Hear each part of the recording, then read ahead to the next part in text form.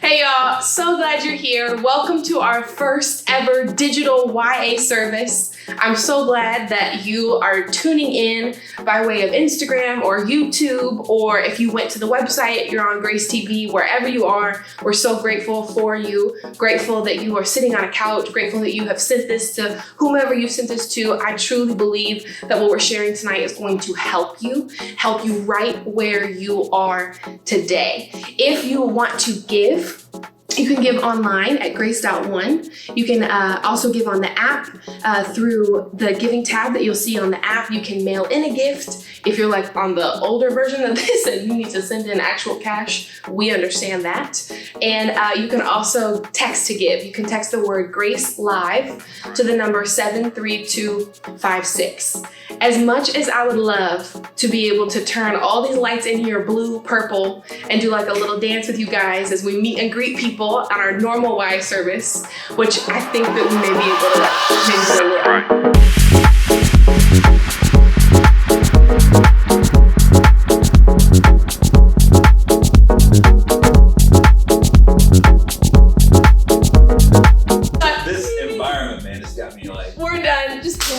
We're done. But what I want to tell you is that right now, coming to speak to you is Pastor Mike Acosta. If you haven't met Pastor Mike Acosta, please get ready for one of the most timely messages that you are going to hear. I want you to know that Pastor Mike is one of the biggest voices in my life. He is someone that I take a lot of my problems to.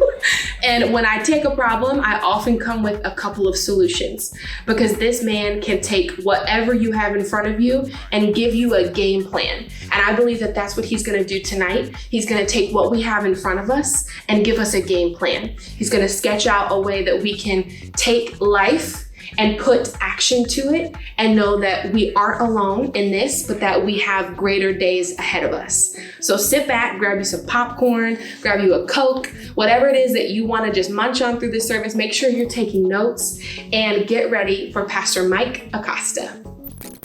Hey, thank you, Carley, for that great introduction. I'm really excited to be with YA tonight. Having a mission to make, Pastor Scott introduced this really cool hand signal, the Christ Victorious hand signal. And from the very first time I saw him do it, I'm like, okay, guess I'm going to volunteer as tribute. I really hope that your experience during COVID-19 is not like the Hunger Games. If so, this video is probably not going to get you there, but we can talk offline if you want to DM me or something. And I've got some survival strategies from my time in the military. But that's not what I want to talk to you about tonight. Tonight, I want to talk to you about giants. I think giants are something that are a part of our world, even though that we've relegated them to myth. So let's begin just with an idea of what I'm calling a giant for the purpose of what we're talking about. A giant is anything in your world that requires more of you than there is of you. So I want you to think about all of the situations, all the things going on in your life that requires more of you than there is of you. 1 John chapter 4 gives us a great encouragement that we'll build off of. It says, he who is in you is greater than he who is in the world. So it lets us know that there are problems, there are giants in the world, but there's a giant that resides inside of your heart that is bigger than any giant in our world today. That's a big statement, because right now we're seeing everything in our country shut down. We're seeing everything in our world being shut down because of a little bitty tiny virus. But it's so prolific, we don't have the ability to stop it. There's not currently a cure. There's not even really a current effective treatment plan other than just trying to keep the respiratory system going. It's scary. And there's nobody who's watching this tonight that has the ultimate answer other than Jesus Christ. So there is a power that resides in you that's greater than coronavirus, COVID-19. There's a power that resides in you greater than the fear and the uncertainty and the doubt that comes along with such troubling times. So I want to kind of dig into that tonight. So just remember, the giants of your world are the problems in your life which require more of you than there is of you. You may be saying, man, how can I pay my bills when I'm having to work from home? Is my job even going to be there? That fear, that uncertainty, and that doubt, we call it FUD. It's actually a word now. F-U-D. FUD. What fear, uncertainty, and doubt do you carry? Is there any fruit to your prayers? There's a lot of people that have been praying against not only this, but to make sure that they have health and provision, strong mental health, strong physical health, strong spiritual health, but they're not seeing any fruit of it. So why should you continue praying? That's a discouragement to your spirit. But I'm telling you, there's a giant inside of you that needs to be awakened. I want to share with you about the awakening of one particular giant. And it's found in 1 Samuel chapter 17, and we'll begin in verse 22.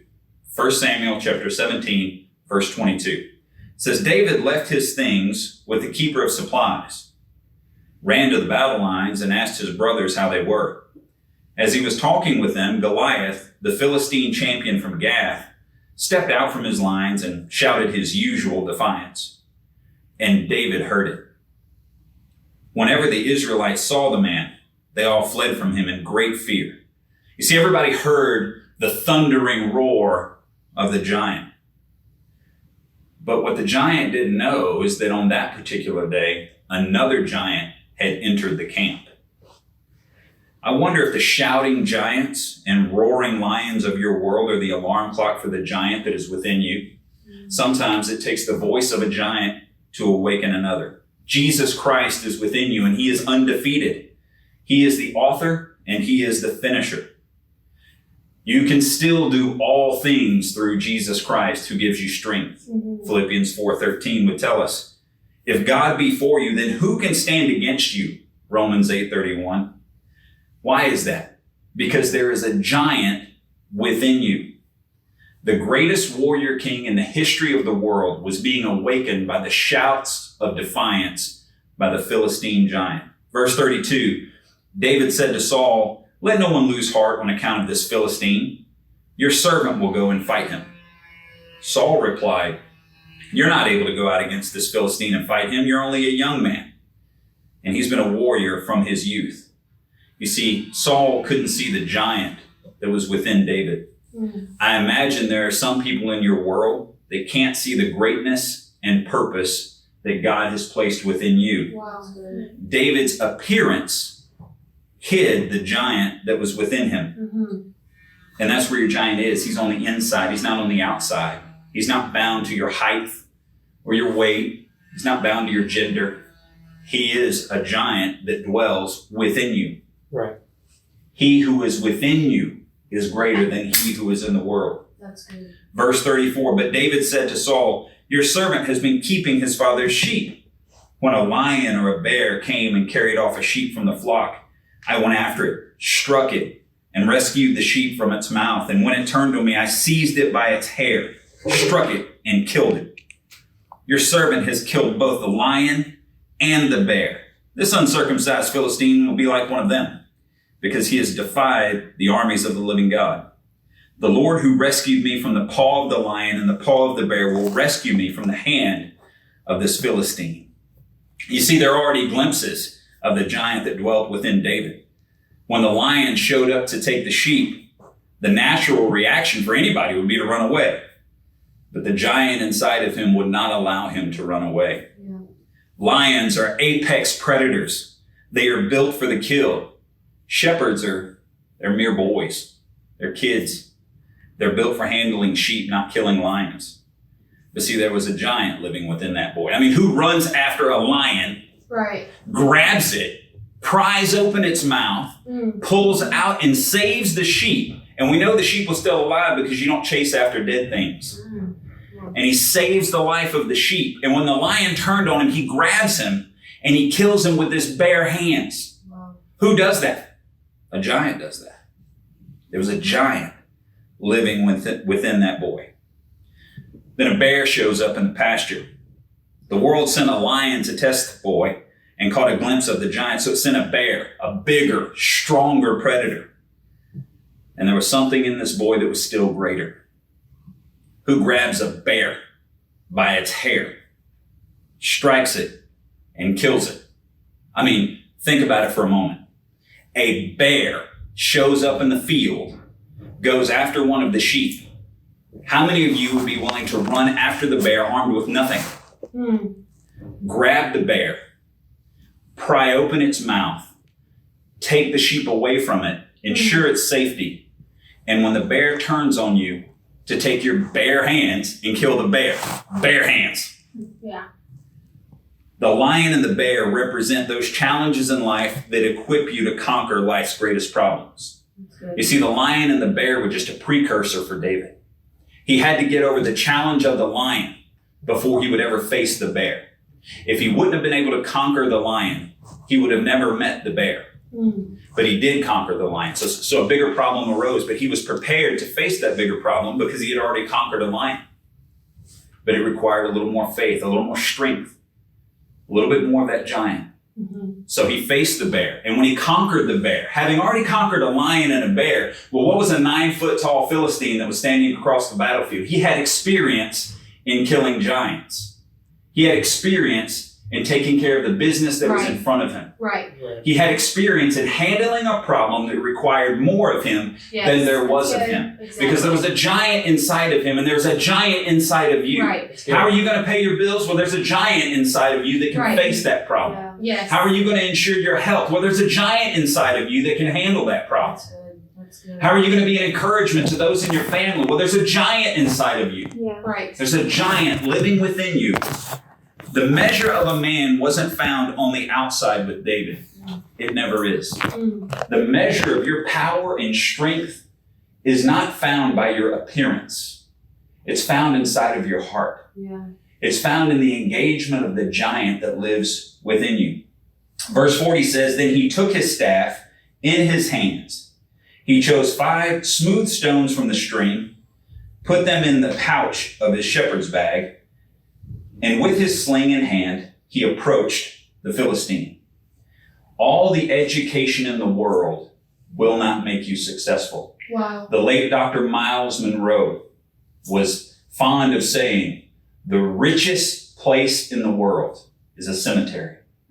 Because there lies all of the books that were never written, all of the businesses that were never started, all of the cures that were never found. The cemetery. You see, education alone, knowing what to do, really does you no good until you do it. Yeah. Until you face the problem that stands in front of you. That's so good. Allow the giant to waken up in your life and take a step towards those things that cause you fear, uncertainty, and doubt. And when you take a step toward them, you'll find most oftentimes they will flee. Because intimidation is the tactic of the enemy. If he can get you to be paralyzed, paralysis by analysis. Oh my goodness, what do I do? What do I do? I'm reminded of when Jesus is talking to the disciple Philip. And he specifically asks Philip, hey Philip, how are we going to feed all these people? 5,000 men, plus women, plus children. Philip, how are we going to feed all of these people? And Philip did what most of us would do. He did the analysis. He did the math. And he's like, man, it'll take 6 months of wages just to give everybody a biscuit. But Andrew did not do the analysis. He wasn't paralyzed by analysis. He went and found a boy who had a couple of fish and some bread, and he brought him up to Jesus, and he said, I don't know how far this can go among so many, but what can you do with it, Jesus? He took a step. He brought something that the giant could use. And Jesus fed everyone that was there that day. And they had 12 baskets left over. It wasn't in the knowledge of what would be required to handle the problem. It was in the action of handling the problem. That's right. Engaging Jesus in your problem. Verse 41. Meanwhile, the Philistine, with his shield bearer in front of him, kept coming closer to David. He looked David over and saw that he was little more than a boy, glowing with health and handsome, and he despised him. He said to David, am I a dog that you would come at me with sticks? And the Philistine cursed David by his gods. Come here, he said, and I'll give your flesh to the birds and the wild animals. David said to the Philistine, you come against me with sword and spear and javelin, but I come against you in the name of the Lord Almighty, the God of the armies of Israel, whom you have defied. This day the Lord will deliver you into my hands, and I'll strike you down and cut off your head. This very day I will give the carcasses of the Philistine army to the birds and the wild animals, and the whole world will know that there is a God in Israel. All those gathered here will know that it is not by sword or spear that the Lord saves, for the battle is the Lord's. The battle is the Lord's. Right. And he will give all of you into our hands. You see, it wasn't David who was going to slay Goliath. Right. It was God who was going to slay Goliath. Yeah. Right. He just needed a vehicle. Mm-hmm. Will you be God's vehicle? Wow. Will you be the hands and the feet, the mouthpiece of Jesus? Yes. Will you get him to the problem? Wow. If you'll get Jesus to the problem, Wow. he's capable of handling it. Yeah. Time and again throughout Scripture, God elected to have a man or a woman bring him to the problem. That's our exercise of faith. Mm-hmm. It's your faith to bring Jesus to the problem. Yeah. Verse 48, as the Philistine moved closer to attack him, David ran quickly toward the battle line to meet him. Reaching into his bag, taking out a stone, he slung it and struck the Philistine on the forehead. The stone sank into his forehand and he fell face down on the ground. So David triumphed over the Philistine with a sling and a stone. Without a sword in his hand, he struck down the Philistine and killed him. Mm. I love where it says, David ran quickly toward the battle line. Wow. He saw his enemy, Yes. and he didn't approach Right. tentatively. He ran. Right. He ran to meet him. He wanted to meet Goliath at his pace. Right. He didn't allow Goliath to dictate the speed of the confrontation. He didn't allow Goliath to dictate the terms of the battle. Right. He took the battle to Goliath. That's He good. was not sheltered as a sheep. He was bold as a shepherd. Ooh. How are you Wow. living your life? Are you living sheltered, hoping that Jesus will just get you through to the other side? Or are you boldly confronting the challenges that require more of you than there is of you? Wow. COVID-19 is here, and you've been fasting, you've been praying, and the giant that lives inside of you is aware. He's aware of what's going on. God didn't wake up this morning and say, whoa, it's how pervasive? How many cases are there? Are you kidding me? And sometimes we pray like we're informing God. God doesn't need to be informed. He needs to be transported to the battlefield. Wow. He needs to be taken to the problem. Aren't you tired of being stepped on and around, stepped over by the world? Greatness is in you. Greatness is in you. So what do I do now that I've awakened the giant in my life? John 14:12 tells us, very truly, I tell you, whoever believes in me will do the works I have been doing. They will do even greater things than these because I am going to the Father. So you have to believe in Christ, not just head knowledge, but let your actions reflect your belief. Right. Become disciplined in the ways of Christ and you will be known as a disciple. You see, the root word of being disciplined is to be a disciple. Whatever you discipline yourself in, you become a disciple of that action. Right. Wow. Live as a Christ follower each and every day. Mm-hmm. Right. That means praying, having an active, open relationship of prayer with the Lord.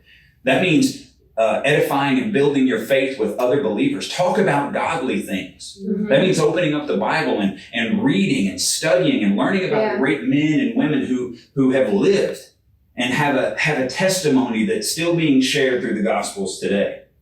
Live as a follower of Christ every day.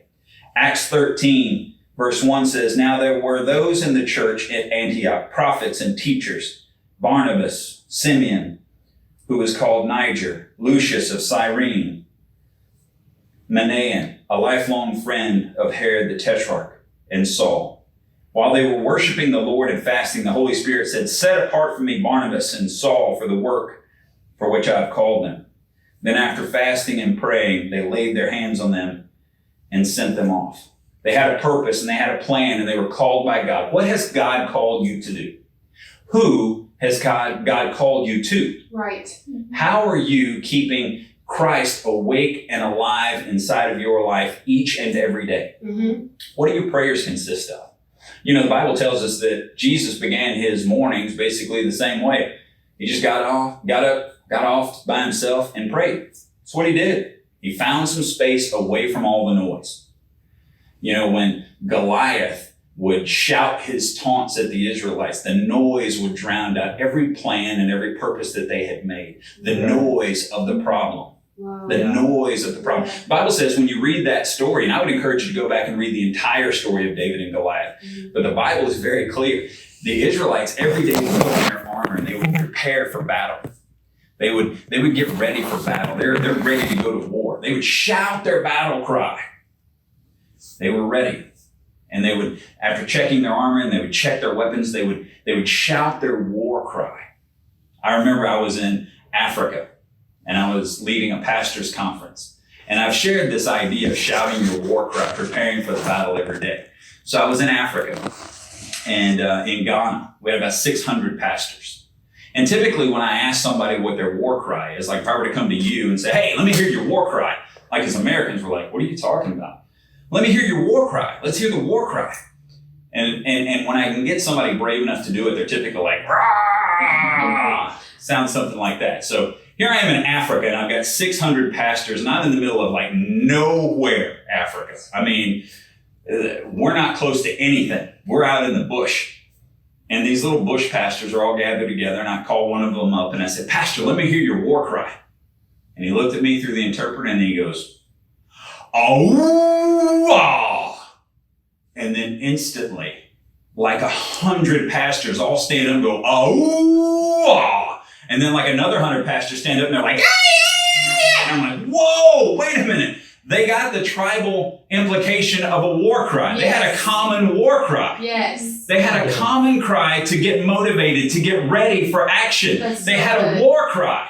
There was like the only place I've been. I told that message in India and in Russia and in Cambodia and in Turkey and all over America. And never had I had anybody come to the meeting who truly understood what it meant to have a war cry. Right. Wow. The Israelites understood it and they had a war cry and they brought it to the battlefield. But even their war cry wasn't enough to squelch the fear, the uncertainty, and the doubt that the giant brought to the table. Yeah.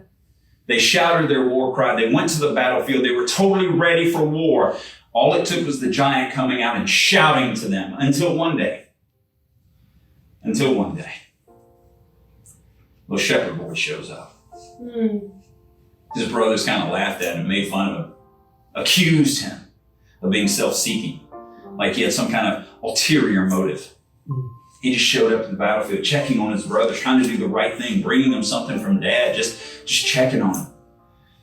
But one thing that they didn't know about him is that he had a giant inside. And when they prepared for war and they went out there and Goliath came out and shouted his taunts, all of the other Israelites shrank in fear, but David grew in confidence. Right. He had already killed a lion. Yeah. He already killed a bear. Right. Who's this dude? Yeah. Who's this dude? What do you overcome in your life? You're stronger than you think you are. The challenges and the trials, the stuff that happened to you when you were a kid, you overcame it. Right. And now you're here today. And it's prepared you for the giant that's knocking at your door. It's prepared you for this Goliath. Yeah. You're ready for this. Right. You're ready to not only survive this, you're ready to thrive in this. Wow. You've killed your lion. You've killed your bear. This COVID-19, this coronavirus, it's just another giant. It's just barking. It's just making noise. Wow. Now, I'm not trying to diminish it because there's so many people who are suffering from it and it's impacting everything about our life. But we shouldn't shrink in fear. Right. Amen. There is something inside of you that can stand up and share the goodness of your God. Yes. Right. Yes. There's so many great things that God is doing even right now. You're able to watch this message without coming to a brick and mortar building. You can do it inside of the comfort of your house, on your phone, on your iPad. Man, God's kingdom is expanding and growing in new ways. Yeah. I'm getting more technology literate than I ever thought I would have to be. I always thought, man, I got three kids that are all young adults, man. I just let them handle my technology. Well, no, I've had to wake up the technology giant in this old redneck and figure it out. And I am figuring a few things out. So it's making me better prepared to face the giants of my world. And guess what? When we conquer COVID, when we conquer the coronavirus, we're going to be better prepared for any other life issue that may come up. Right. Whether that come from a courthouse or a hospital room, whether that come from a boss's office, you'll be better prepared to handle the storms and the giants of life because you've survived and learned to thrive in this situation. Yes. You are stronger than you think you are. Don't forget, there'll be others who look at you and they look at your life and they're like, they're still a kid, right? They're like 19. Oh, they're just a young family. There's no way. Why should I listen to them? There's others that won't be able to see your greatness because it's wrapped in youth. But there's a giant in you. There's a giant in you that's not bound by your limitations. You just have to get him to the battlefield. You just have to get him to the battlefield. Right. Will you do that today? Will you be the hands and the feet and the mouthpiece of Jesus? Will you do that today? I just want to pray with you. I just want to pray that not only you have a relationship with Jesus, but you're waking Jesus up and you're bringing him to the battlefield. Yes. So let me pray that with you today. Lord, I come in prayer with everyone who's watching this message today, that they might remember that there is a giant that dwells within them. They might remember that they are stronger than they think they are. It began the moment that they said yes to you, Jesus. So I pray that they wouldn't be worried about the problems or the issues that are banging and clanging at their door, all the fear that's coming through the news outlets and the internet. God, I just pray that they would turn to you. They would keep the giant awake, and the giant that's awake would help them conquer the lion, the bear, and the Philistine. Father, bless them. In Jesus' name. In Jesus' name. Amen. Amen. Thank you, young adults. Thank you, Carley, Jones, and team. It's been an honor.